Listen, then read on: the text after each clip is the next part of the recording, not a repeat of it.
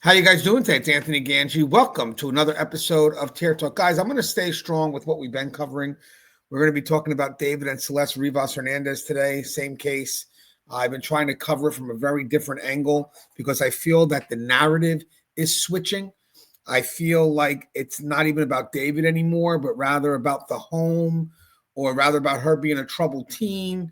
And it's really starting to get frustrating. I was watching YouTube to try to see what the latest updates are, and then following whatever reports are coming out of the news. And there's really not much.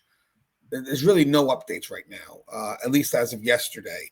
But when you're watching some of these interviews, you could see that the narrative is no longer about David anymore. It's about either it was a bad family, which we really don't know yet. We only have the perspective of a young girl, or it's the girl herself that she lied.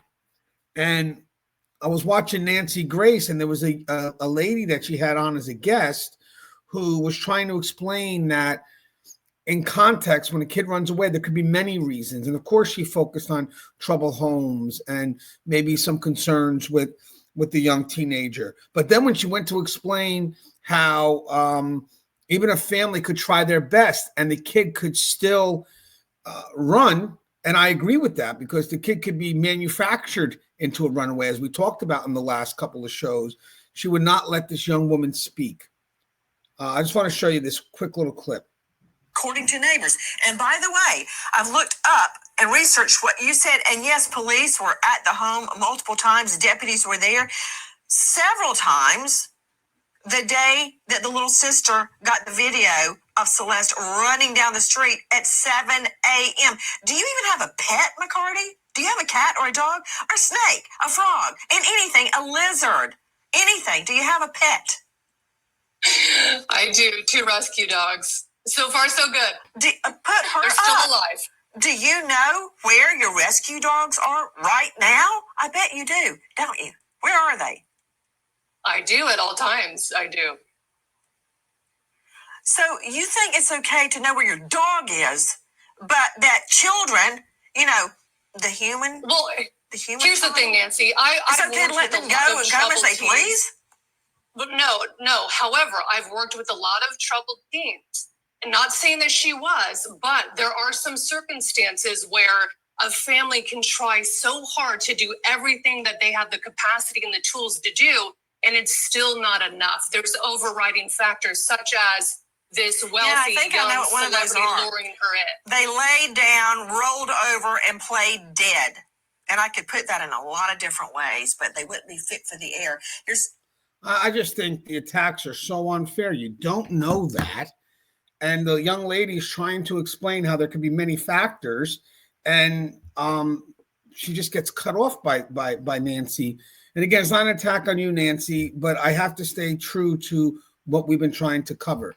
That at the end of the day, what's going to wind up happening here is that if this ever goes to court, so I'm getting ahead of it, they're going to attack the family. They're going to attack a girl who can no longer speak for herself. And all in an effort to minimize accountability. I did a short the other day, and even in the video we did yesterday, it's like they put this percentage on the same scale, like all because she's a troubled teen or a troubled home, then 40% is the responsibility of the family, which leaves only 60% to David if he was grooming her, and it doesn't work that way. If David was grooming, he's 100% responsible. There's no sharing of the same scale, but they wouldn't even let this other young lady speak. That's the narrative I want to stick with. And the reason, as I said, I'm doing it again is because they're hushing this young lady. I would love, if you guys know the young lady, I believe she has a popular podcast. I would love to have her share that perspective on my channel. I would give her all day to communicate, because I don't think it's as black as white as a lot of people are trying to make it seem. And now, again, just for that narrative to shift and to compare a young teenage girl to snake or a dog, it doesn't make any sense to me. And it's funny because sometimes you'll see the news, they don't want to hear that other perspective, and I usually enjoy watching Nancy. So I wanted to just do this real quick, guys. This is way ahead of the gun. But will they blame Celeste's family or Celeste? You can even add that, the defense tactics in the d4vd case. So I kind of did some research last night. I was up late. I was actually thinking about putting this up late, but it was really late. I wanted to go to bed around 2:33 a.m. And as you can see, I'm a little tired right now. And I wanted to I was just so frustrated with the interviews I was finding. And I know later on that these are the things that if you see it right now in the news and you see these perspectives coming out there, then you know somewhere along the line, these perspectives are going to travel their way down. And if this ever does go to court, these are going to be arguments. It's as sane as it may be.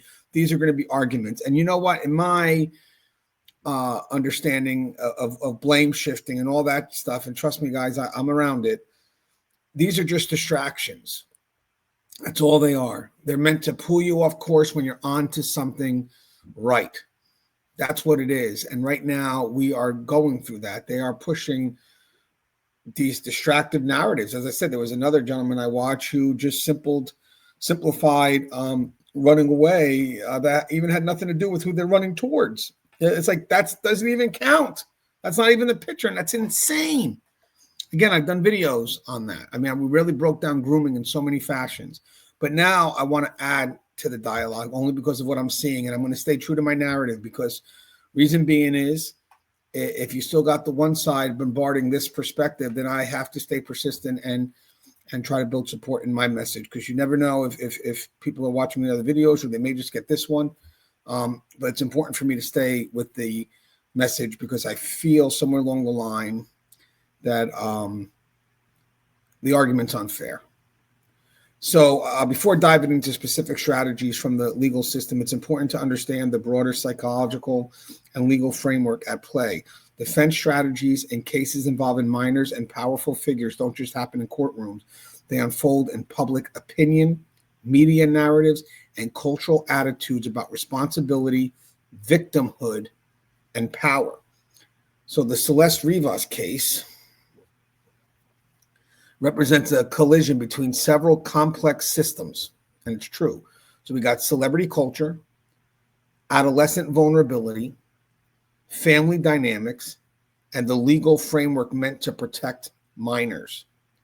Defense attorneys understand that winning isn't just about legal technicalities, it's about controlling the story. Each strategy outlined below that we're going to go over now represents blame and ultimately protects the defendant from full accountability. And that was why I put this together. And again, this is what you're seeing out there. It's coming out there, and I just want to maybe present a video to counter that influence because right now that's all I'm seeing. I think for me, when it comes to real, true, good coverage right now of this case and doing it in a way that has respect for the memory of the victim, is I'm enjoying Down the Rabbit Hole. She seems to be pretty fair, but I don't know. Even I love News Nation. I've seen a shift in their narrative. And by the way, I know some people may say, yeah, and I called Celeste Rivas his girlfriend. Yeah, I said it, and then make it sound like that's some powerful thing to say, and it's against David. It's not. A girlfriend is a mutual relationship. It's part of a mutual relationship. She's not. Celeste was never in a position to be considered his girlfriend. You know, and it's again, it's subtle, but it's a label on Celeste. No, put the label on the groomer if that's the case, because girlfriend makes it subtly. It makes it look like she still ran to him, and it's not. It's like, you know, you put the label where it goes. You know, how about lure? How about groomer? So a lot of people are saying, yeah, I have the courage to say Celeste was his girlfriend. That still puts a little bit of onus on Celeste.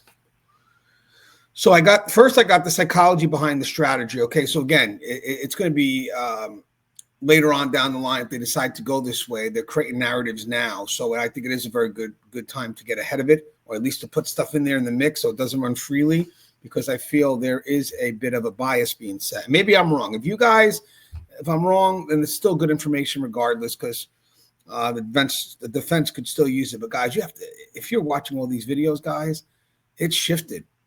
It really has shifted. So, and even though I watch other YouTube channels, I really have to try to lean on the ones that are considered verified sources. So, like the news would be considered one, and I still take them at sometimes at face value. Trust but verify. So, again, the psychological approach.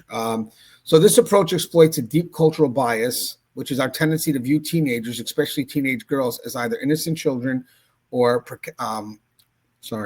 precocious adults, depending on what narrative serves adult interest. That's important.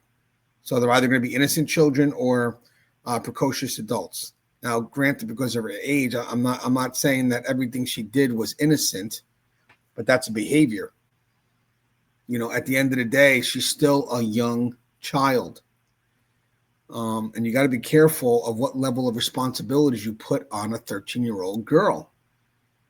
You know, they're just not meant to have those level of responsibilities. So they are going to make foolish choices. And it's not in a way to excuse that behavior, but making you aware that they make foolish choices.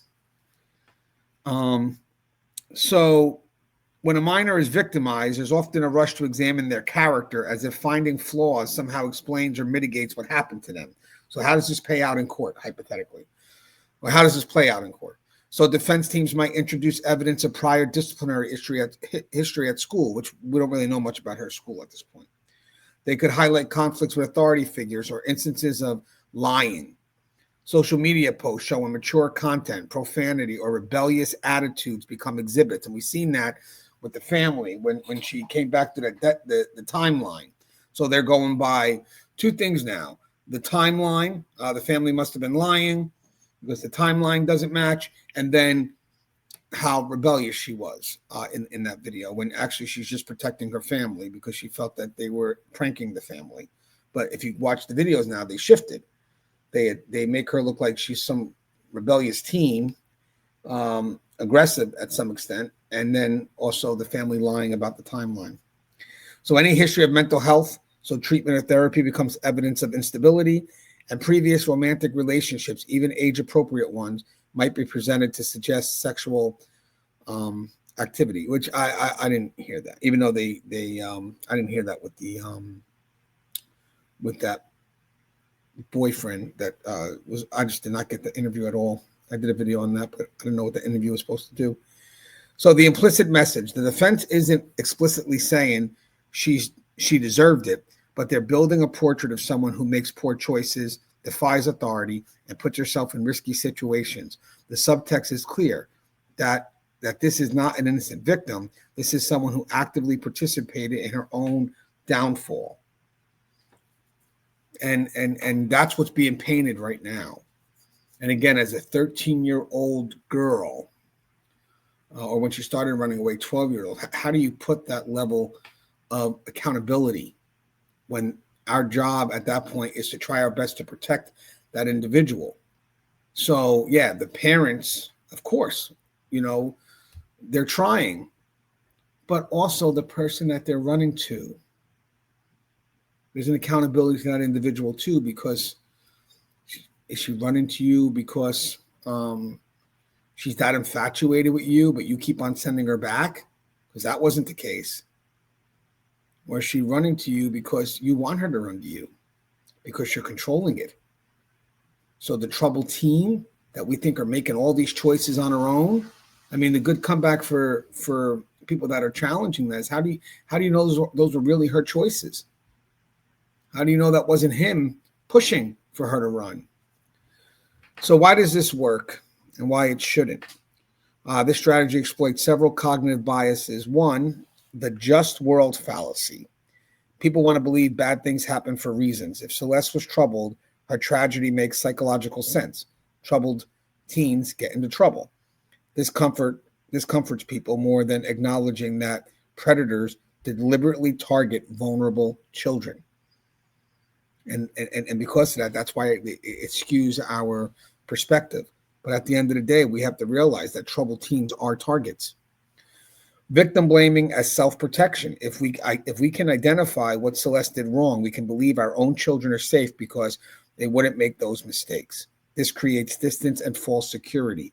And I kind of have to push that towards the interview I saw with Nancy Grace. You know, it's like you may think you have all this control, but kids, they know how to circumvent. That's what it is. And that's the biggest concern in today's world. And I could picture maybe that happening, that maybe they're trying and she's just too much for them to control. And then you have to add on the fact that you also could be an influence. Could you imagine? I got to think it could be a bigger concern here is that she has this connection to David. So that's an automatic motivation for her. That's going to be very strong, a very strong pull. And then how he can get into her mind.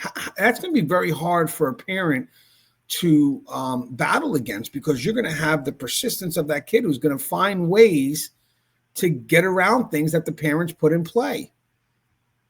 I think that there's going to be a lot of things there that will not go in the parents' favor. And if you notice here, I didn't push on the kid. I'm not going to say that the kid is the problem here, because at the end of the day, the kid is also being groomed. So what happened here? Why are we on this side of the house? Why are we not on that side? The side that makes it more difficult for the family to manage her. How come that's not being mentioned? And then the adultification of, okay, so guys, don't take this the wrong way, but this did come up, the adultification of Black and brown girls. Research shows that Black and Latina girls, if Celeste falls into these categories, which she would, she's El Salvadorian, are often perceived as more mature, more sexual, and less innocent than white girls at the same age. This makes victim blaming strategies even more effective. All right. So this is questions that I want to maybe add to the audience to get their thoughts. If a teenager has a history of running away, does that mean they're responsible for what happens to them? Now, guys, I've done a couple of videos on these. Watch my latest couple of videos. I've answered these in depth. But to give you a quick little summary, running away is often a symptom of what's happening to a child, not evidence of their culpability. And guys, you got to watch my last couple episodes. I put this all in play. Research shows that runaways fall into two categories, and both involve adult failure, not child culpability. So I do admit, you have the fleeing from existing harm. Many runaways are escaping abuse. I get it. Neglect or unbearable home situations. They're not being reckless. They're attempting survival. The running away isn't the problem. It's often a desperate escape attempt from a prior problem. But then you still have, which is not being mentioned, the other avenue that the young lady was going to try to mention on the Grace Show was that groomer motivated running. Critically, some teens run away because the groomer has convinced them to. This is common grooming tactic where the predator positions himself as the only person who truly understands the teen, encourages the teen to see their family as the enemy or obstacle, promises a better life, freedom, or romance if the teen leaves home, manufactures urgency. If you really love me, you leave tonight, and uses the teen's existing family conflicts as leverage. They don't appreciate you like I do. And in these cases, the running away itself is evidence of grooming, not evidence of the teen's culpability. The teen isn't making an independent bad choice. They're being manipulated by an adult who has spent weeks or months breaking down their judgment and resistance. Now, guys, very detailed discussion I had the last couple of days, last couple of shows, but I want to put that in short.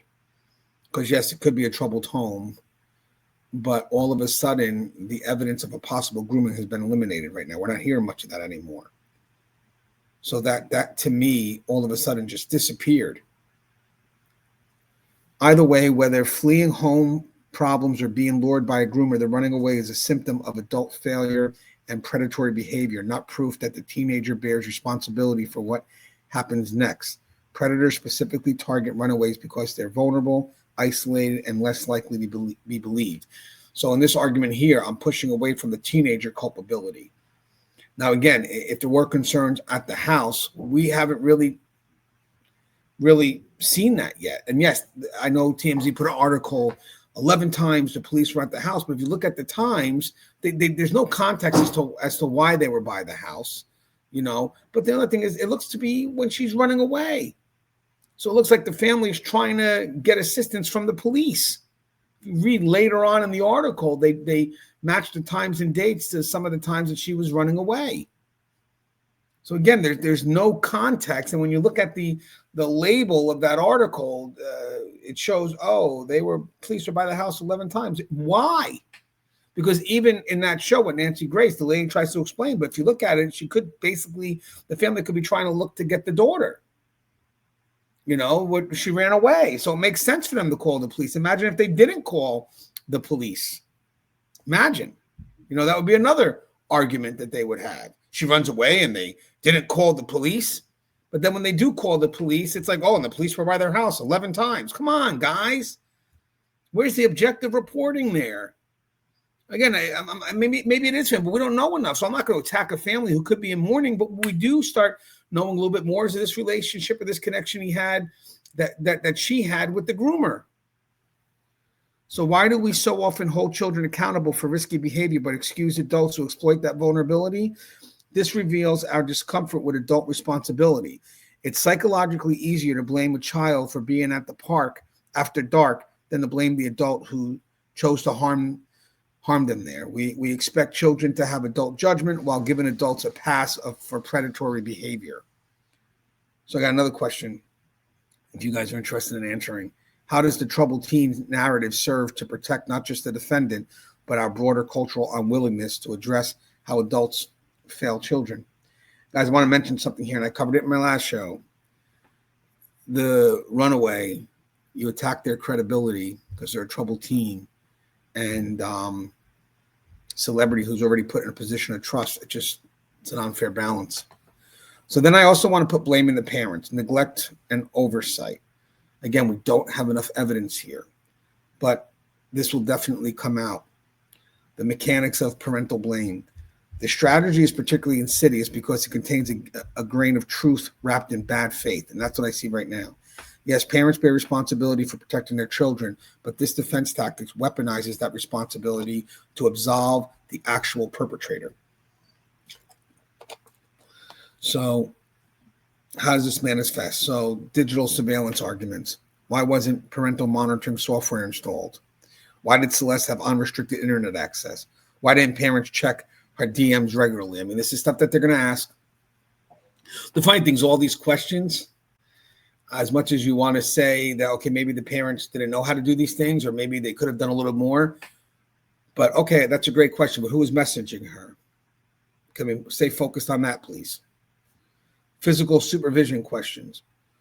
How did she leave the house without parents knowing? Because that was a concern that Nancy Grace said about her leaving, let's say at 7 a.m. I would know. Okay, that's fine. And maybe I overslept that day.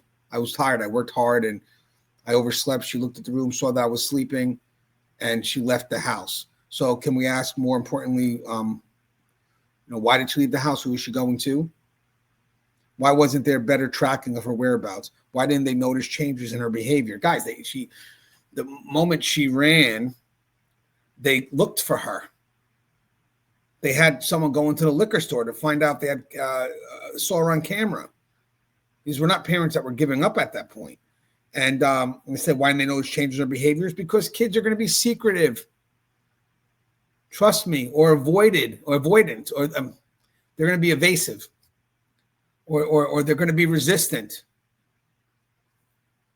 But trust and believe, you may know subtle behavior concerns of hey, I see my child's changing. Maybe I'll talk to her, but that doesn't mean they're going to tell me everything. It means that they're going to just maybe even be more secretive with me. I think some of these things don't take into account how innovative a troubled teenage girl could be with the assistance of a groomer. It complexes the problem. And add on top of that, a celebrity groomer. So then you got the historical pattern evidence. So if Celeste ran away before the defense, if Celeste ran away before, the defense would ask, what did the parents do to address this pattern? And they might introduce CPS records, school counselor notes, or other documentation of parental struggles. So again, let's say the parents, there is a concern there about this part. The parents really, they could maybe they could have done better, but guys, watch where we're going with this, because it's starting to go towards the family, then the teenage culpability, and then now you got this parent just sitting there, as everything is no longer about them. Now the parents are on trial. Now a dead teenage girl is on trial. The double standard at work. What makes this strategy particularly cynical is that it holds parents to an impossible standard while excusing the defendant from basic ethical behavior. And that's what that lady was trying to say on the show, and Nancy wouldn't allow her to speak. Consider the contradictions. Parents are blamed for not monitoring every digital interaction, and that's impossible to practice. Not preventing a determined teenager from leaving home, also nearly impossible. And not fixing complex family dynamics not fixing complex family dynamics instantly. That's impossible. Ignoring systematic barriers like poverty, work schedules, mental health access. So it's great to hindsight bias and say we could have done all more, but do it in the moment. Real time, when you have to make the decisions based on the limited information you have in front of you, along with the other pressures that could be affecting your decision making. It's a lot easier to make that decision, so many levels removed and so far in the future, because everything's there. But what about if you're trying to piece the puzzle together in the moment and you're just trying to figure it out? And what they're not adding in here is the complexity of as a groomer, he's telling her what to say, he's telling her what to do, and the parents have to battle that as well. It's not black and white. And when the defense pushes this across, or if they do, or the narrative's coming across from the news, they exclude all that. It's making everything look like these are simple black and white choices, and they're not, because you're eliminating his part in it.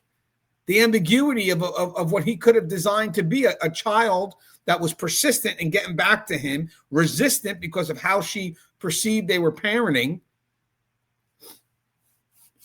On top of the fact that she was already vulnerable and had the means to run away because she's done it before. And that doesn't make parents bad parents. I mean, it's hard. I get it. I got a troubled teen. I'm trying my best, but maybe there could be a moment where, you start to try to give her some level of trust, but she's playing you. She's manipulating you. And how? Because she's being reinforced by the groomer.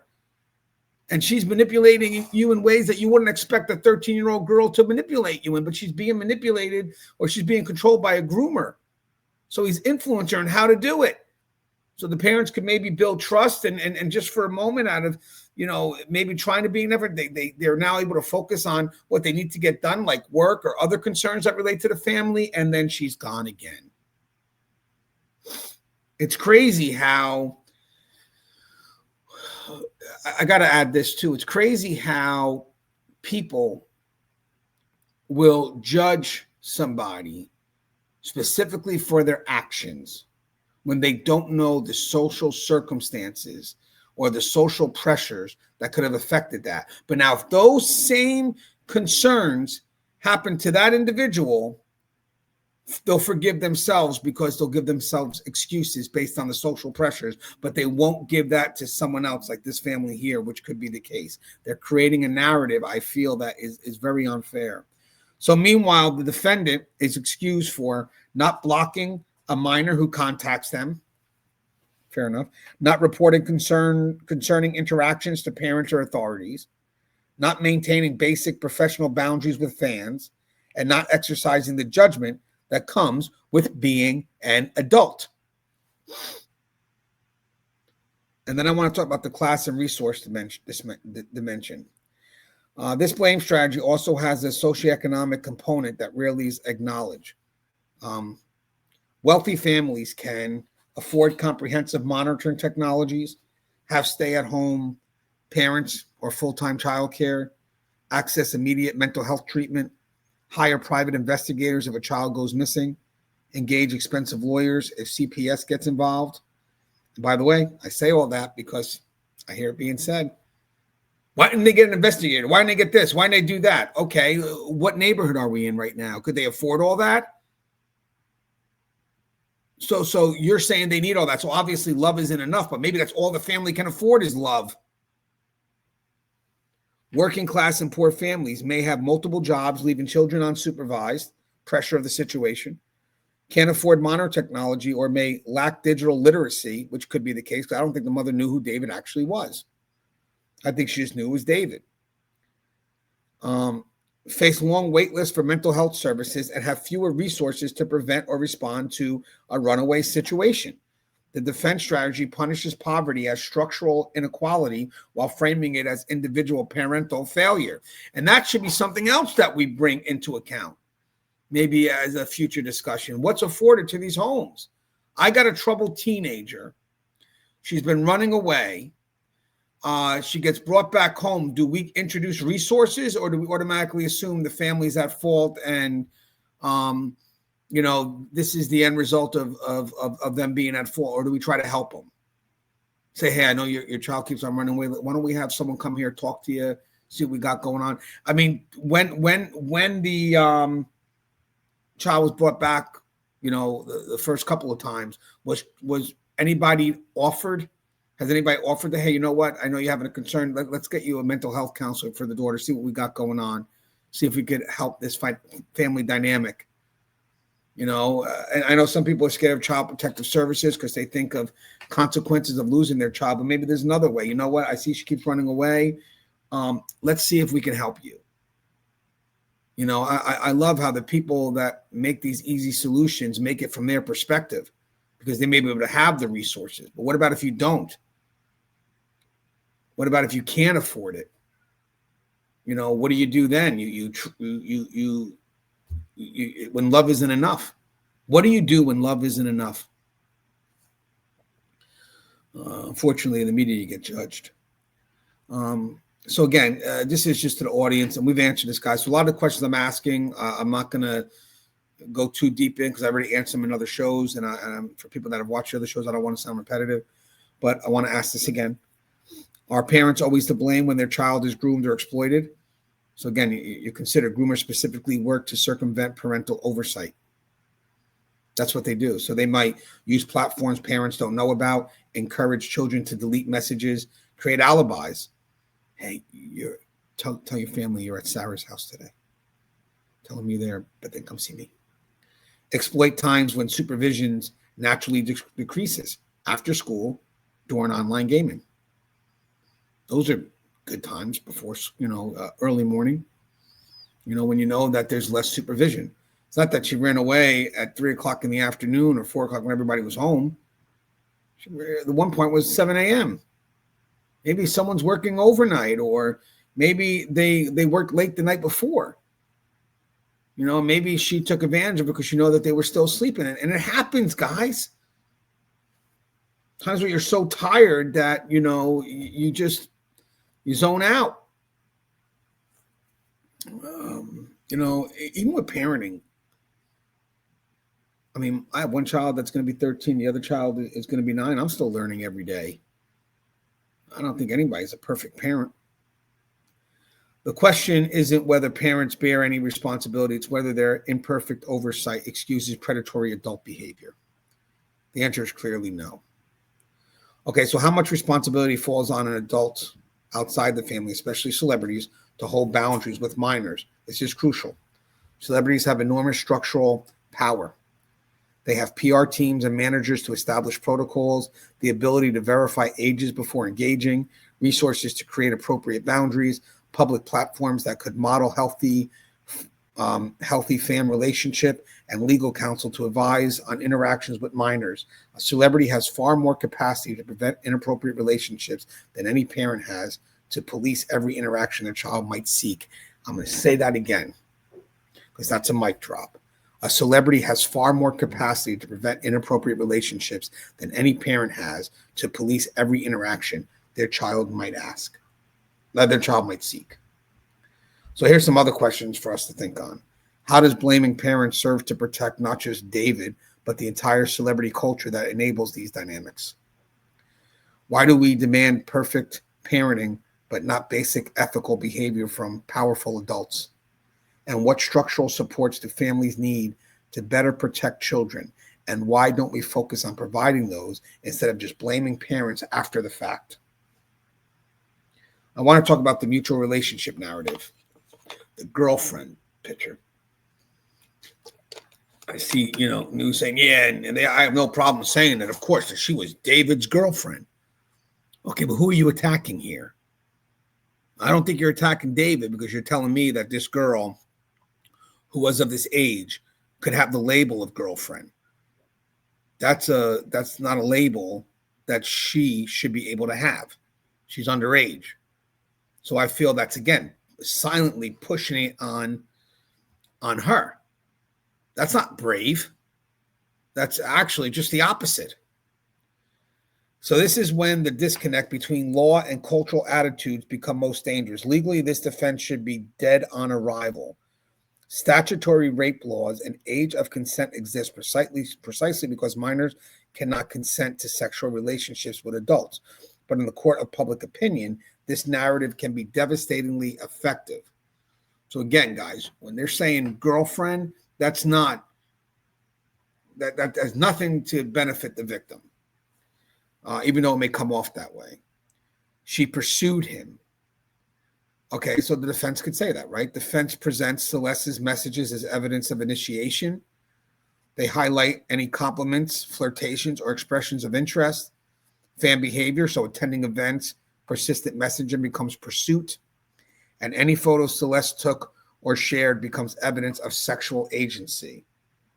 And then he tried to discourage her, counter narrative. Maybe David replied less frequently, presented as keeping distance, maybe. Maybe he used generic language, presented as not encouraging. Maybe he delayed responses, presented as trying to slow things down. And any appropriate boundaries he did maintain became evidence he was the adult in the room. But here's the seduction implication. The ugliest version of this narrative suggests Celeste was sexually manipulative, that she came on to David but put him in uncomfortable positions or even blackmailed him emotionally. And this is textbook, and they call it DARVO, D-A-R-V-O, deny, attack, reverse victim, and offender. So deny, attack, reverse victim, and offender. So guys, look at this.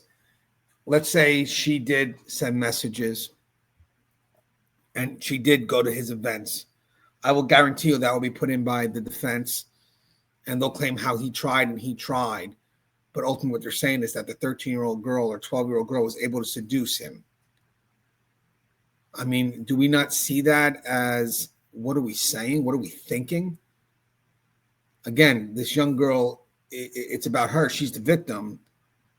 But this is what they'll do when it comes to the grooming side, because that's the one thing I think they pretty much have evidence on. And remember those initials, DARVO, deny. So I'm going to deny that. I try to stop it. I didn't text her back right away, but you text her back. I was even delayed, but you text her back. Then they attack her. So now the 12-year-old girl becomes this seductress.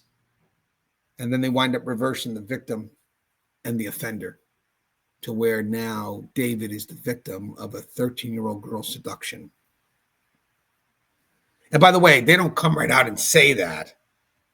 They have to make sure the thought's in your head first. And then it becomes easier for you to admit that to yourself. Because they know if they say that right away, you're going to jump on it. So they have to introduce the thought and let it set in until you think that. They're controlling the narrative. Why this narrative is legally meaningless but culturally powerful. 15-year-old cannot consent to sexual activity with an adult. Exact age varies by jurisdiction.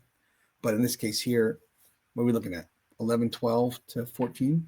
Doesn't matter if the minor initiated contact. It doesn't matter if the minor lied about their age, though that might affect sentencing, maybe. The adult has the legal responsibility to verify age and maintain boundaries. But she wanted it. It's not a defense to statutory rape. So cultural reality. Despite these legal principles, society often separates or operates on different assumptions. We sexualize teenage girls while simultaneously expecting them to be gatekeepers of adult behavior.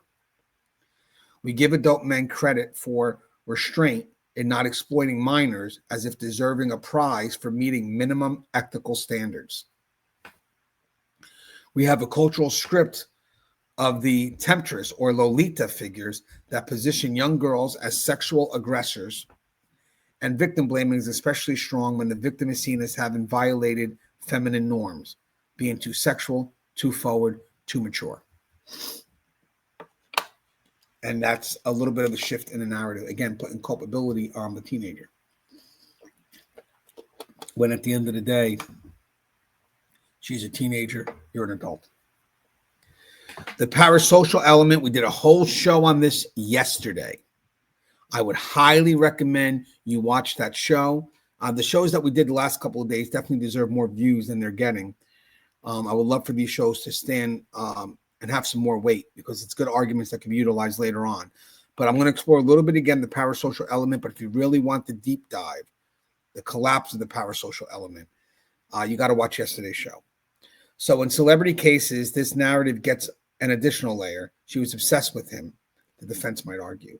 Celeste's feelings weren't based in reality, but in parasocial fantasy. She misinterpreted normal celebrity fan interaction as personal interest. Her mental health struggles made her unable to distinguish fantasy from reality, and David was just being nice to a fan, and she took it the wrong way. This is particularly manipulative because it uses psychological concepts to pathologize. Pathologize. Forgive me the words, guys. Normal fan behavior. It ignores that David, as a celebrity, understood or should have understood parasocial dynamics. It places responsibility for maintaining reality-based boundaries on the child, not the adult, and it reframes exploitation as misunderstanding. Guys, parasocial is just the infatuation, the one-way relationship, but then eventually in today's world, there's a collapse because these influencers that have gained that level of stardom are texting our children back. So there's the collapse of the parasocial. It's no longer one way. And that's what we discussed yesterday.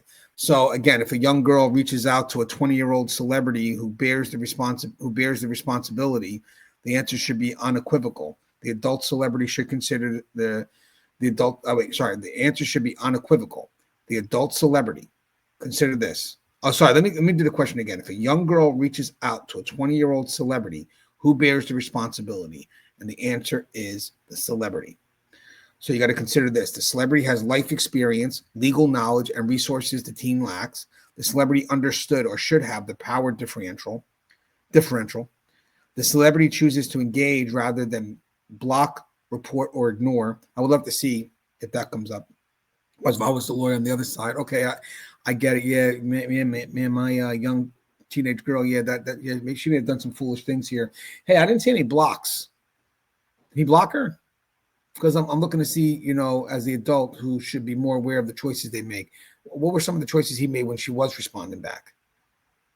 The celebrity had managers, PR people, and lawyers who could advise them. So why do some people struggle to accept that minors cannot give true consent? Several factors. Sexual scripts. Our culture teaches that male desire is uncontrollable and female sexuality is dangerous. Denial of predation. Accepting that adults deliberately exploit minors is psychologically uncomfortable.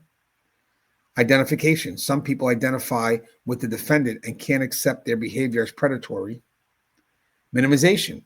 There's cultural investment in believing these situations are complicated rather than clear-cut abuse. And we're trying to show you it's not that complicated. You're making it complicated. But at the end of the day, the accountability is on this guy. And misogyny. Young women specifically are often denied victim status because they're seen as sexually manipulative. So, and guys, this is a whole nother area of discussion.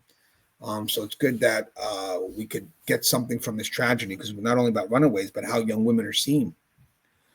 Another argument that maybe should be brought more to the forefront. So what's the additional questions? How does the mutual relationship narrative serve to protect the entire celebrity fan ecosystem that creates these power imbalances? What would it mean to take seriously that no interaction a minor initiates with an adult can create adult culpability for the adult response? So think about that, guys. What would it mean to take seriously that no interaction a minor initiates with an adult can create adult culpability for the adult's response? And why are we more comfortable blaming a child for seduction than an adult for exploitation? Then I want to go with the mental health and family dysfunction, the weaponization of vulnerability, because you assume if I got a kid that's running away, a lot of people will safely assume, as you can see right now, that there's problems at the home. So they think that they could safely shift to that narrative without any accountability. And that's what the news is doing right now, from what I've seen. And that's unfair. The black and white of someone running away. I even seen it in some of the podcasts, which is getting me so upset. This defense strategy is particularly cruel because it takes the very factors that make Celeste vulnerable, mental health struggles, family dysfunction, trauma, and uses them as evidence that she's unreliable, unstable, or somehow responsible for what happened. So how does this get deployed? Mental health as evidence. Diagnosis of depression, anxiety, or ADHD becomes proof of instability. Because that, guys, if this ever comes out, that's what they'll probably run with, and we got to get ahead of that. Therapy records might be subpoenaed to show trouble thinking. And guys, I mean, when you think about this, does all this even matter? Sure, she could have been a troubled teen, and sure, she could have mental health concerns, and you could put that in court all day, but he still was pushing on a 13-year-old girl. So let's not get lost, because all this is an effort to put it on her. Let's see what they're trying to do here. So I would say, hey, guys, her mental health is relevant. I object. Why do you object? Because she still went to him and he accepted her. So why does all this matter? Why do we got to destroy her memory? Because we need to hold him responsible. You know, why can't we protect some of that? Because at the end of the day, did he accept her? Did he do anything to bring her back? No. So does all this matter? Does all this matter in the moment right now? I'm just curious. Or is this just an attack on a memory, on her memory, so we can go ahead and give him excuses? Because look what you're excusing. It's not David. You're excusing the actions of a groomer. So let's see. Therapy records might be subpoenaed to show troubled thinking, and a history of self-harm or suicidal ideation is presented as evidence of generally risky behavior. Medication she takes becomes evidence she wasn't thinking clearly, and any statements to therapists about feeling misunderstood or isolated are framed as evidence of seeking inappropriate adult attention. So again, this is funny because if you think about it, they'll use these excuses to protect the groomer, to protect David, but then these excuses or these concerns will be used against the family who should have done more. What a twist in that narrative. Family dysfunction framework. Divorce or parental conflict is presented as the real problem. Financial stress in the household becomes evidence of neglect. Substance abuse by family members is highlighted. Any CPS involvement, even if unfounded, is emphasized. And siblings' problems are introduced to show a chaotic home environment. The implicit argument, the defense isn't outright saying David's actions don't matter. Instead, they're arguing Celeste was headed for tragedy anyway. David just happened to be there. The real cause was her mental state and her family situation. How horrible is that? You got a family that could be grieving, that could have been limited in how they reacted, and then you want to go ahead and just bury them in this. And it's crazy because when you got to protect someone like a groomer who has no empathy, who has no care in how they hurt others, then your protection is going to be rooted in that. So for the lawyers who will protect them and utilize these arguments, they're good at what they do because they don't have that empathy to showcase that, hey, I'm going to use this to attack them, to attack a family that could have been trying their best, to attack a dead girl who can't speak for herself. You know, sometimes they're good at what they do because they don't have the empathy. I mean, if someone said, hey, Ganji, I'll pay this amount of money to go ahead and, be a witness for David's side. Nah, you guys can keep the money. Because if I was a parent like that, I couldn't attack a family if they were trying their best. I just couldn't be that person. But with that said, when you start to try to do these cases and try to understand their habits, I mean, you have to present arguments that truly do affect what could be a good family. So again, if you're defending someone with no empathy, man, imagine where you can go when you don't really care how it's going to affect other people. I remember Bundy said something about, because I believe guilt kind of connects to remorse. And if you don't really initially feel guilty, you're never going to feel remorse. But I remember Bundy saying guilt is a controlling feeling. So he didn't like that feeling. That's someone who's what do you call it? That suffers from psychopathy or sociopathy. Like basically they have no empathy. And you'll see that in cases like this where they're able to attack families and the memory of a dead girl without caring. Because in the end, it's all about my client. Okay, now I just want to mention, so what makes this defense especially cynical is because that predators specifically target children with these vulnerabilities. And that's not coincidental. That's strategic. Why predators choose vulnerable targets? They're less likely to be believed. They're hungry for attention and validation. They may not have strong support systems to report to. They're easier to isolate from protective adults. Their credibility can be attacked if they do report, and they often blame themselves, reducing disclosure rates. So the defense takes the very factors that made Celeste a target and uses them to discredit her as a victim. It's perfect closed loop of blame. And that should be something that should be looked at too. Okay, I get you had all these concerns, but why'd you choose her again? Let's focus on that. Excuse me? Yeah, I think it's, the moment you did not, block her messages, the moment you maybe spoke to her, maybe even convinced her to run away, that is a choice by you because you're the adult. So did you call the family each time she was trying to run away? Did you assist the family or did you assist her? Because maybe we can explore that a little bit. So the trauma-informed view would recognize running away is often a response to unbearable situations. Mental health struggles in teens often stem from experience of powerlessness or harm. Family dysfunction doesn't make a child responsible for external exploitation.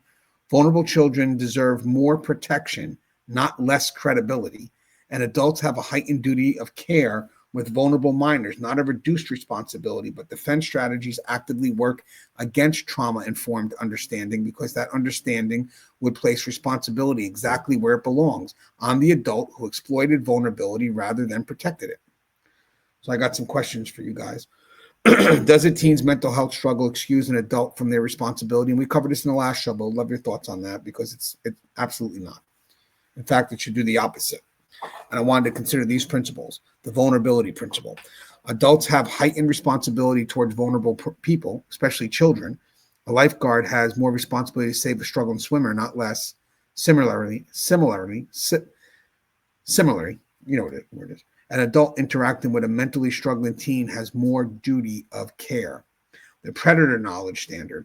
If an adult knows or should know a minor is vulnerable, that knowledge creates additional responsibility, not an excuse. Exploitation of known vulnerability is actually an aggravating factor in many jurisdictions. The capacity, and that's great because they know vulnerability makes them a target.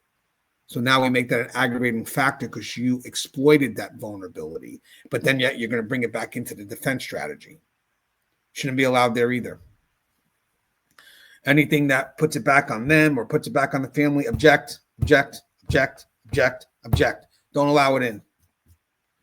The capacity question. If Celeste's mental health struggles mean she couldn't fully understand the relationship nature, that's an argument for David's greater culpability, not lesser.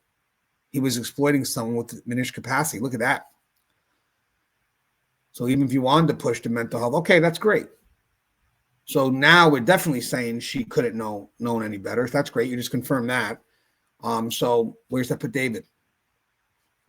How does focusing on family dysfunction shift attention away from the actions of outsiders? We talked about that. So this is a classic misdirection. So I have the scope creep. The trial becomes about the family's failures instead of David's action. The larger the scope, the more diffuse the responsibility. Then you got systematic absolution.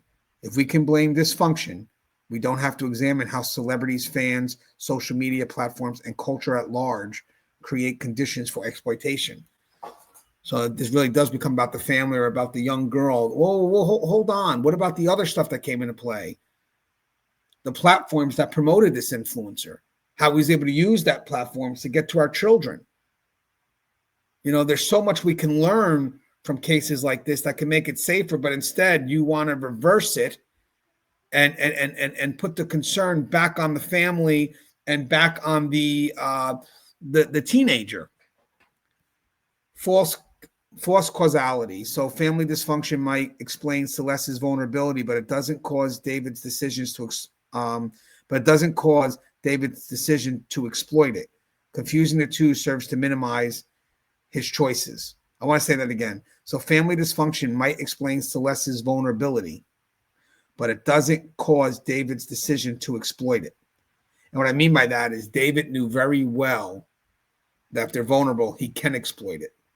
But with that said, if you put the fact that the family's dysfunction automatically caused David to exploit it, that it wasn't in his control, that's bullshit. That's bullshit. That's unfair. Basically, the dysfunctional family, even if there is one, was what he would know about, which he could reinforce. You know, he can get into her mind and influence that, keep the divide going. So it doesn't force him to now take her in. Poverty penalty. Family dysfunction correlates with poverty and systemic oppression. This defense essentially argues that children from struggling families are less protected by law, a deeply unjust premise. So here's the additional questions. How does pathologize, that word pathology, but Celeste's mental health serve to protect not just David, but a system that fails to protect vulnerable youths? Why do we investigate a victim's mental state more thoroughly than we examine a perpetrator's decision-making? And what would it look like to actually center victim vulnerability as increasing perpetrator culpability rather than decreasing victim credibility? I'd love to see that in court, right? Hey, you're explaining all these concerns. I get it. So she had a dysfunctional home. Maybe she did. Yeah. Oh, it looks like she was a wild teen. That's great. That does make her more vulnerable. So at that point here, that is something that he could take advantage of then. So we would admit that, right? Excuse me, what are you saying? I'm saying we would admit that then, right? You're saying that all these vulnerabilities here could make her easily a target for a predator. Is that what I'm getting at? Because they know how to exploit vulnerability. Well, we didn't say, but that's what you're saying. So it would be great for them to shift that narrative if that's brought up. So bring it up. And then hopefully we can shift it. So I'll read that again in case it's brought up. What would it look like to actually center victim vulnerability as increasing perpetrator culpability rather than decreasing victim credibility? Delay and deflect, stretching the process, the attention strategy. So this isn't about winning in court as much as it is about winning through exhaustion. The longer a case drags on, the more public interest wanes. Witnesses become unavailable, memories fade, and the victim and their families suffer prolonged trauma. And by the way, all this stuff is really distractionary. At the end of the day, we're putting all this in there, but it doesn't take away the fact that he received her, made the choice to receive her. Procedural tactics, filing motions to dismiss on technical grounds. We talked about this, right? If you know your client's 100% wrong, evidence is against them, then we attack the due process.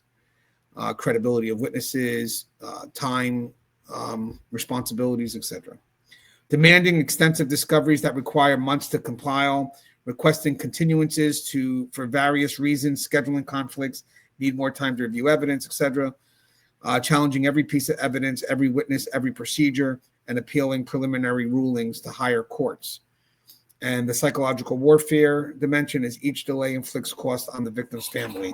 Legal fees accumulate, emotional energy depletes, life remains on hold, media attention creates ongoing harassment, and the family may eventually settle or drop charges just to end the ordeal. Think about that. Have we ever even considered that when cases are being prolonged? that it could be an attempt to do all these things, to accumulate legal fees, emotional energy depletes, life remains on hold, media attention creates ongoing harassment, and the family may eventually settle or drop charges just to end the ordeal. Think about cases right now when they settle. You look at the Kohlberger case, the family, one of the families, the Gonsalves family, was very upset that they didn't go as far. But if you look at it when it comes to legal fees, maybe the real decisions aren't being made by what's right or wrong, but rather the money that's got to be spent. The memory degradation factor. Time is the defense's friend. Witness forget detail. Digital evidence may become harder to authenticate. The victim's own memory becomes less sharp, making cross-examination easier, and jurors picked years later have less emotional connection to the initial incident. The complexity narrative. Each delay allows the defense to reframe the case. What started as a clear case of exploitation becomes complicated, and it's really not. New evidence is introduced that muddies water.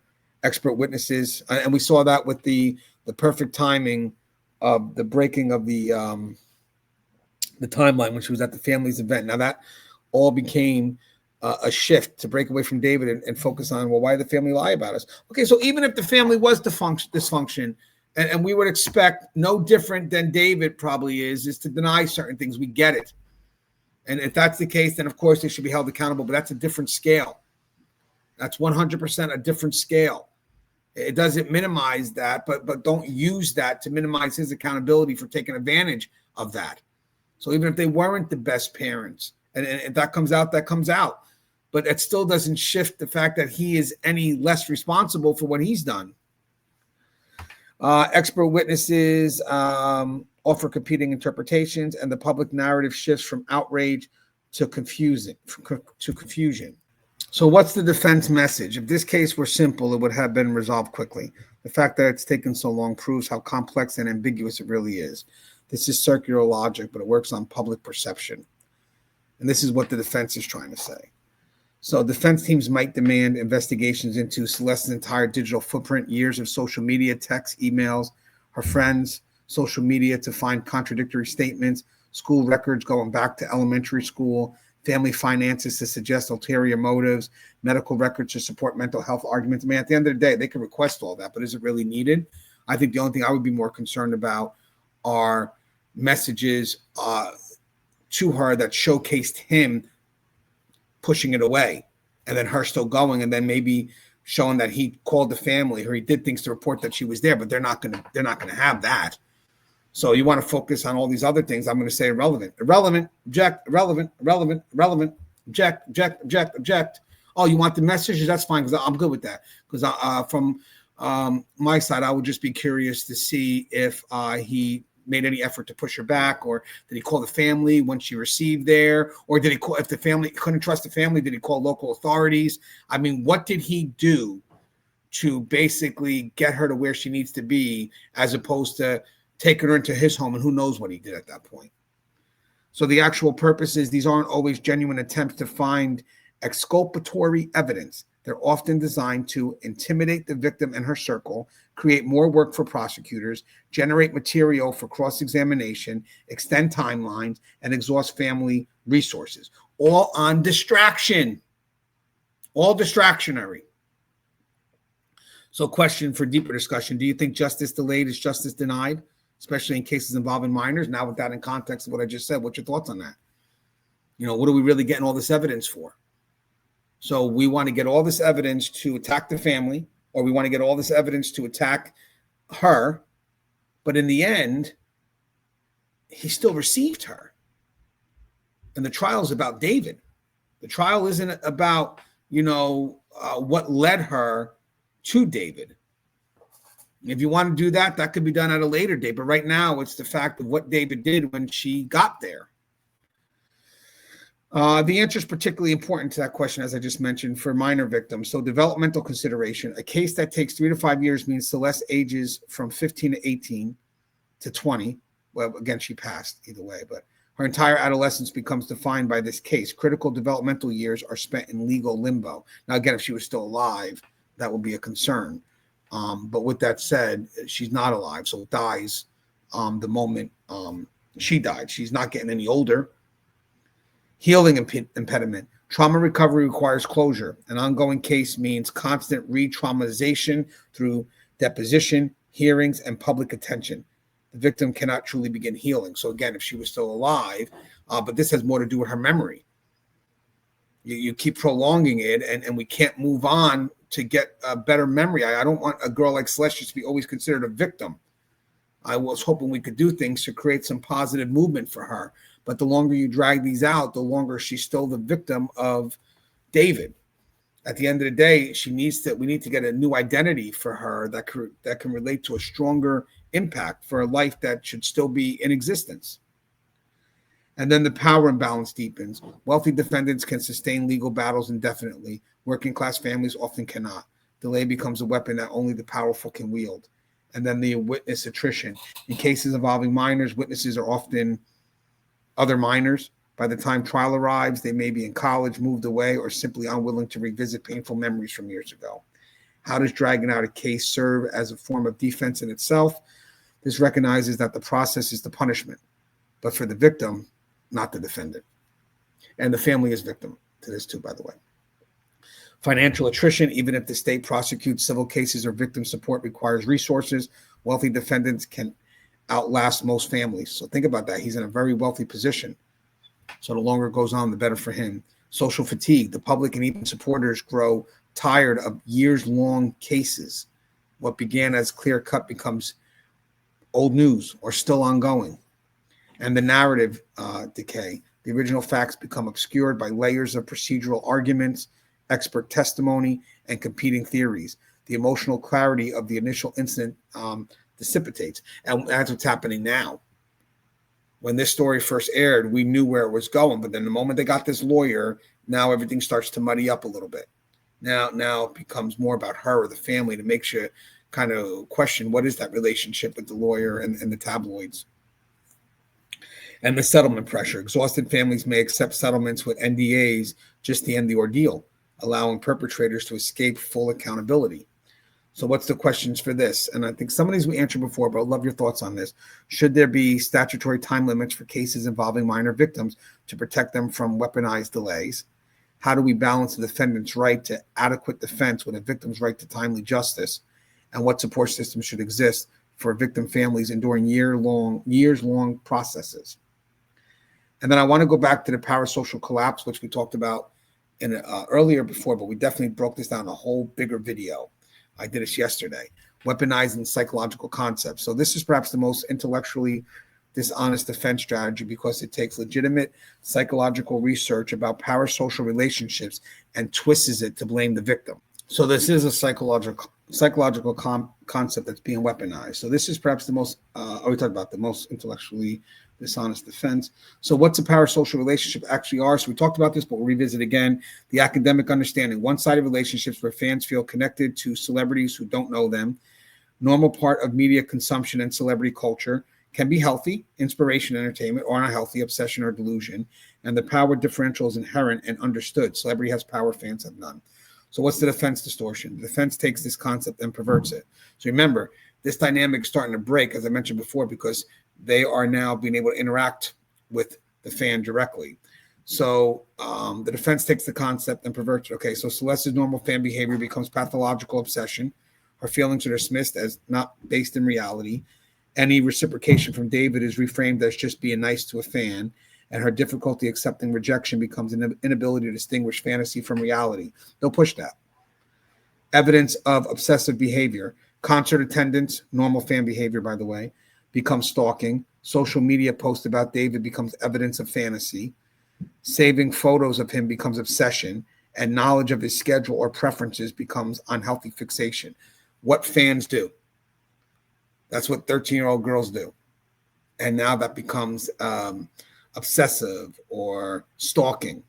The reality distortion framework. The defense argues Celeste couldn't distinguish celebrity performance persona from real person. They're going to do this.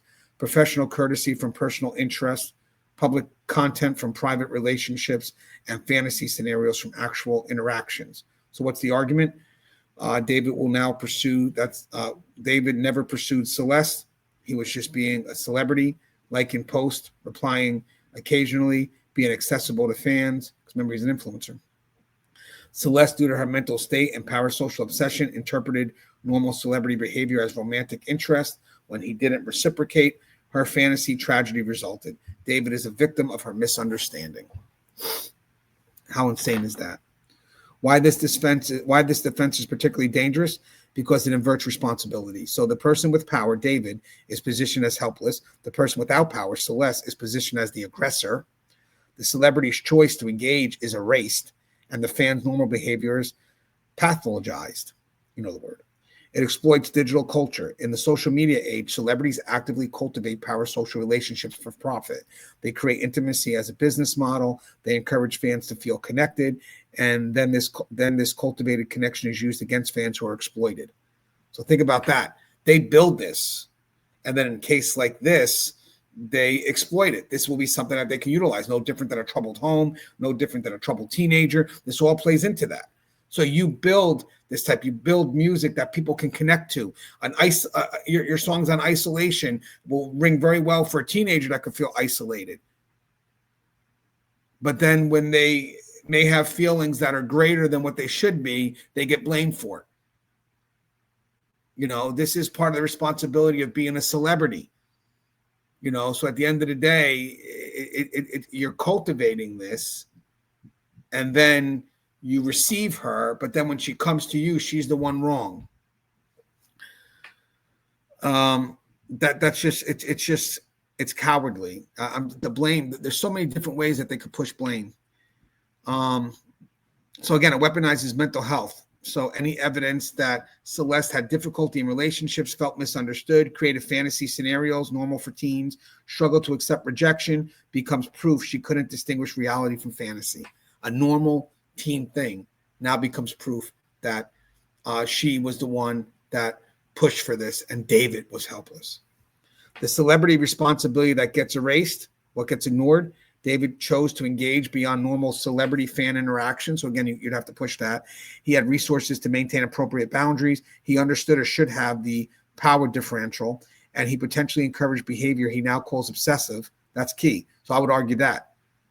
I'll 100% argue that. Wait a second, but the music looks like it's pretty much written for people that could be going through those vulnerabilities, David. So could that be another avenue of exploitation? And he had teams of people who could have intervened. The questions that not asked is, why did David respond to a minor's message at all? If her behaviors concerned him, why didn't he block her or report to authorities? We talked about that. Did he encourage or escalate interactions? And what boundaries did the team have in place? And why did they fail? Love that question. Let's see if there were boundaries. So I'm going to assume there was. As a celebrity, you should have those boundaries. So, hey, what about those boundaries you have in place?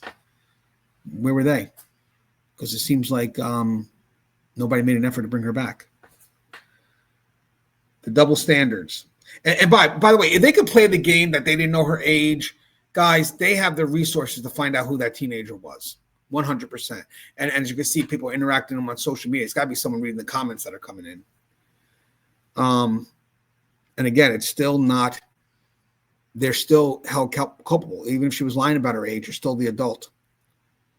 When male fans are obsessive. So I did something with man. I could skip over this. Let's do female teen fans. We'll stay with that. When female teens, well, actually, you know what? This actually is pretty interesting. So when male fails are obsessive, male fans, sorry guys, when male fans are obsessive, they're seen as they're either seen as super fans or dedicated. Their behavior is marketed to VIP packages, meet and greets. Their spending is welcomed. When female teen fans are obsessed, they're crazy or delusional. Their behavior is pathologized, and they're framed as dangerous or unstable. Questions for deeper discussion. If a celebrity knows they're dealing with a minor fan, can they ever claim innocence by saying it was just a fan thing? And it's going to be no. You have to consider the knowledge standard. Once a celebrity knows they're interacting with a minor, their duty of care intensifies. They cannot claim innocence based on just being nice to fans because they know the fan is a child. They know the power differential. They have resources to maintain appropriate boundaries, and they have professional obligation to protect minors. The cultivation problem. If celebrities actively cultivate parasocial intimacy through social media for engagement, accessible persona. Remember, guys, because now as influencers, they have that direct access. They cannot then claim surprise when fans respond to that cultivated intimacy. They created the conditions they now exploit. We just mentioned that. That would be an argument. And the expertise asymmetry. Celebrities have media training, PR teams, and experience with parasocial dynamics. Teenage fans have none of this. The celebrity always knows more about the nature of their relationship than the fan does.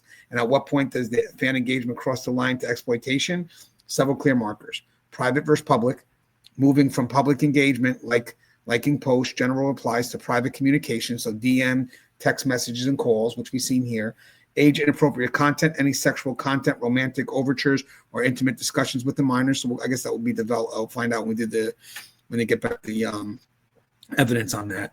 Isolation tactics, encouraging secrecy, asking fans not to tell parents, creating special relationship status. We have to shh.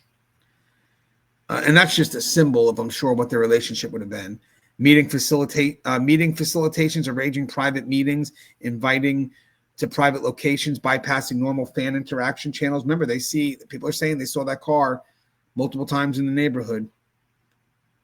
And by the way, if she did run into that car that one day she ran from the liquor store, that also shows you that he could have been involved in pushing her out. Your parents still sleeping? Come on, come out. I'll pick you up.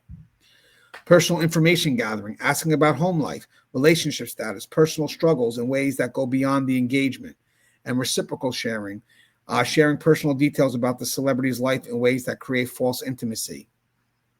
Oh, I was just telling her this for why? Because you look at the context, it looks like you're trying to also say that you're coming from a troubled home and that you just broke up. Because I could look at that as like, maybe you're telling her you're single. This ain't so much about the concerns you're dealing with, but rather you're building a relationship, but also letting her know that you're single.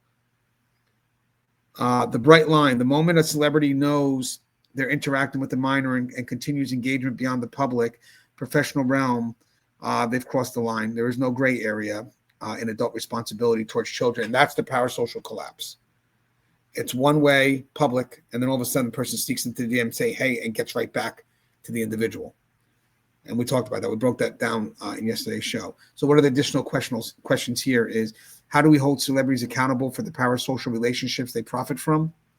Should there be industry standards for celebrity-fan interaction, especially with minors? Why do we pathologize teen fan behavior while normalizing celebrity cultivation of that behavior? And what would it look like for celebrities to model appropriate boundaries instead of exploiting parasocial dynamics? So again, I did this whole thing on making sure the blame stays where it's got to go. The pattern across all defense strategies. Okay, so now this is my closing reflection. So we're wrapping up, and there's a lot here. So hopefully we could draw from this. And if this ever does go to trial, we have ways to kind of control the narrative and stay where it is and ask the right questions. Because I think these are things that the lawyer will explore. But the power of our social stand, whatever it is, the power of us as a community can make sure that people are held accountable and we keep her memory alive. And if the family is a good family that just was trying to do the right thing but was very limited, this helps them too. The pattern across all defense. Okay, so looking across all 6 defense strategies that I noted on top, several patterns emerge. We have the redistributing of power. So every strategy takes power from the person who had it, David, the adult, the celebrity, the person with resources, and attributes it to the person who lacked it, which is Celeste, the child, the fan, the vulnerable person, the family. Individualizing systemic failures. Rather than examining how celebrity culture, social media platforms, industry practices, and societal failures create conditions for exploitation, each strategy focuses on individual factors, Celeste's choices, her parents' failures, her mental states. Pathologizing normal behavior, forgive me on that word.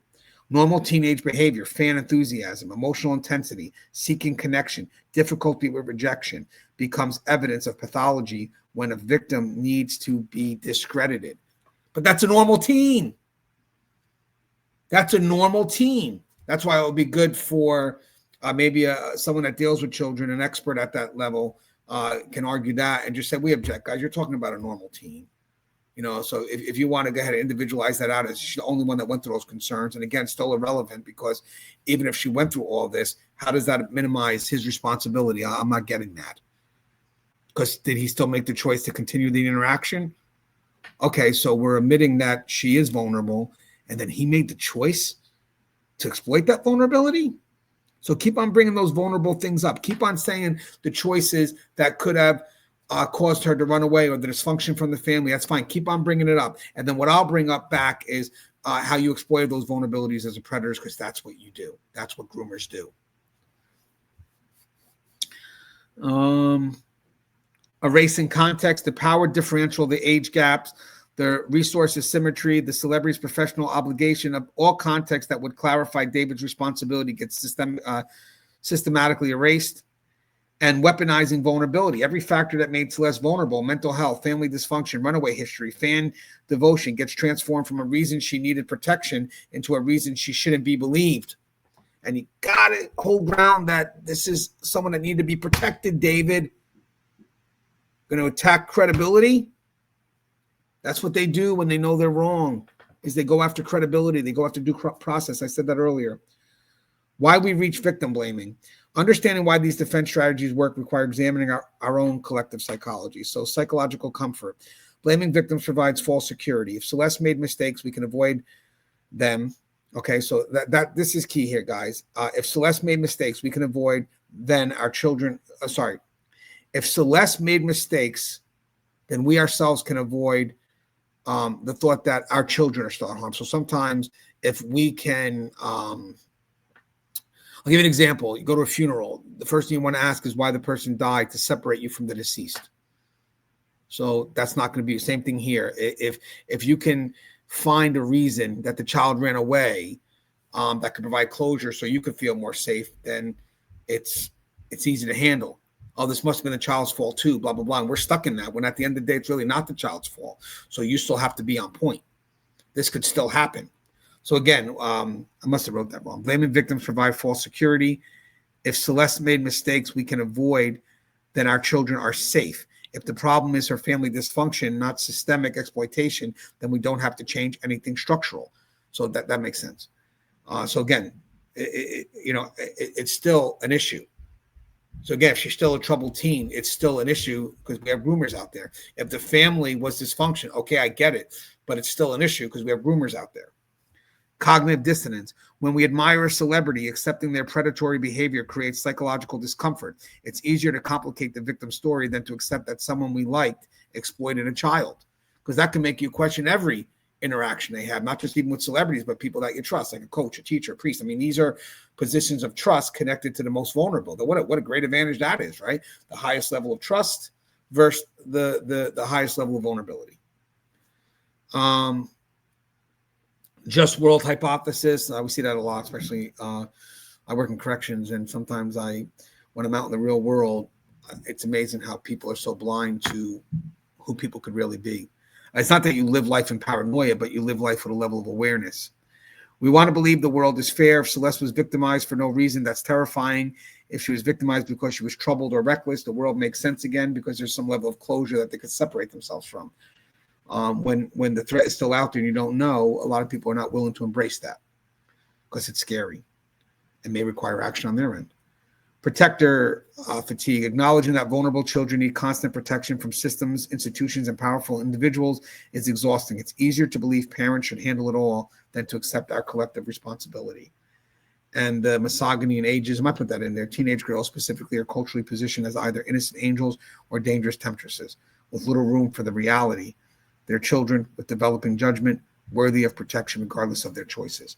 So what would accountability look like? Hopefully, if it ever goes to trial, this gets pushed forward. If we truly center victim protection and perpetrator accountability, celebrity standards, industry-wide protocols for fan interactions, automatic blocking, reporting of minor DMs, professional boundaries enforced by management teams, public modeling of appropriate fan relationships, and swift termination for boundary violation. Legal framework. Strict liability for adults who engage with minor inappropriately. No reasonable belief of age defenses in celebrity cases. Doesn't matter. You're not getting that off.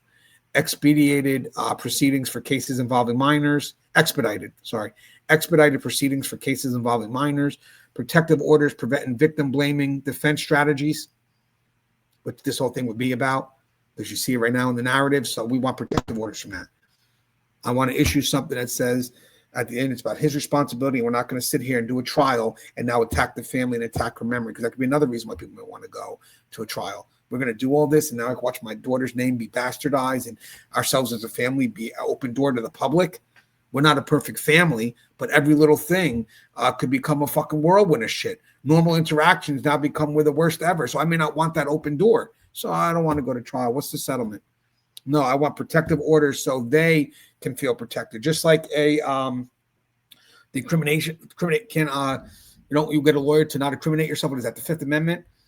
I want the same thing from. Why can't we have the same thing for the people that have to bring up a concern that they want to address, but they want to protect maybe certain things of their life? At the end of the day, if that doesn't relate to the true accountability for David taking in a minor, then we should protect them.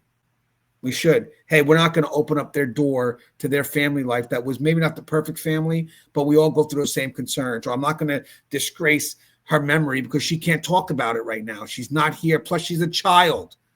So I want a protective order on that. And then once that's in, now we go to case. And I'm sorry, you want to challenge what? Her mental stability objection. As you can see, we have a protective order on that. Oh, you want to attack the family was a bad family? Yeah, but he still took her in. So objection, not relevant. Not relevant. So no reasonable belief of age defense and did that. Protective orders preventing victim blaming, defense strategies, and victim advocates present throughout proceedings. Let's get them some advocacy.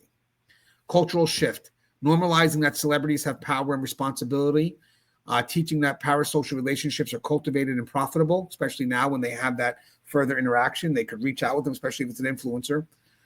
This is not people that are being celebrated from a distance, but rather directly connected to the individual. Recognizing grooming as a process, not an event. Understanding that vulnerable children need more protection, not less credibility. And accepting that a child's imperfect choices never justify adult exploitation. Support systems, trauma-informed legal processes, financial support for victims' families during proceedings, mental health resources throughout legal process, protection from media harassment, and community support that doesn't require perfect victim status. Community support that doesn't require perfect victim status.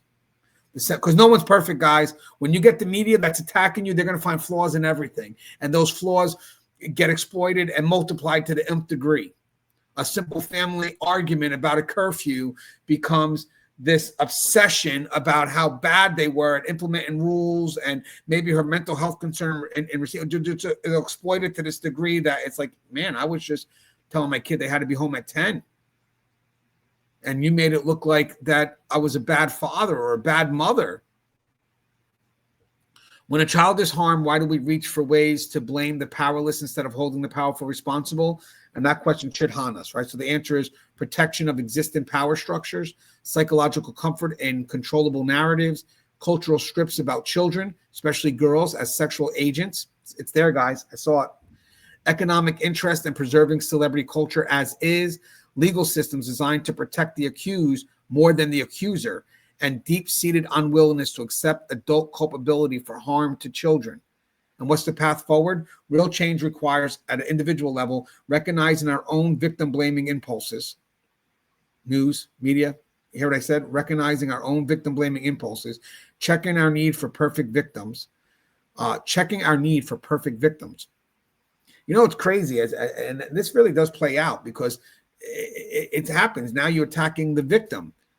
It's a victim. And believing survivors, especially when it's uncomfortable. Holding our favorites accountable. So what's the systemic level? So at a higher level, reform legal processes to protect minor victims, regulating celebrity fan interaction platforms, creating industry standards with teeth. I mean, really good, strong teeth. Funding victim support services, and teaching media literacy about parasocial relationships. Guys, when you do the individual level and you're holding it correct, then the systemic changes matter. But if I sit back and always blame the victim or always blame the family, whatever it is, in this case here, then what are you going to do on a systematic level, on a systemic level? What are you going to do at that level? Nothing. But when you start holding accountability where it has to be held, towards the people that are taking advantage of these systems, then you look at the higher level. Then you start creating better change. You create greater change when you start holding accountability where it must be held to. And accountability here is not just on David himself. But yes, he is accountable. I didn't say that, but hear me out. Not just on himself, but the system that allows it. The system that can put a groomer on a platform and give him this voice.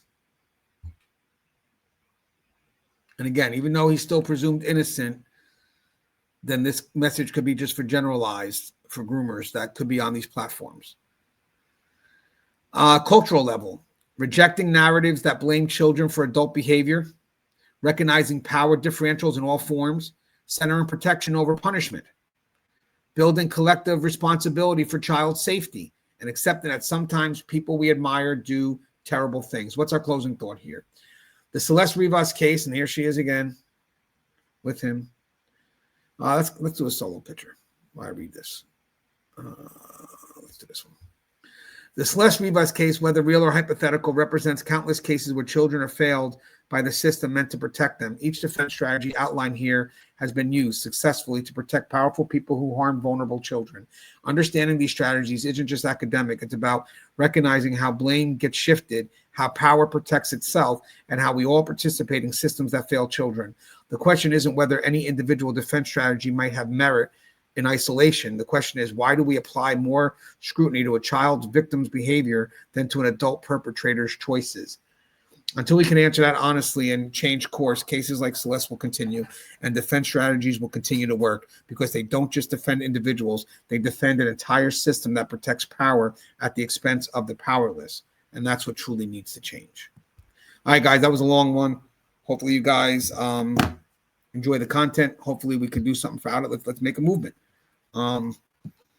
As always, guys, the show is Tier Talk. Feel free to share the material as well, because I went down again in subscribers, and it matters to me because I'm trying to create a message.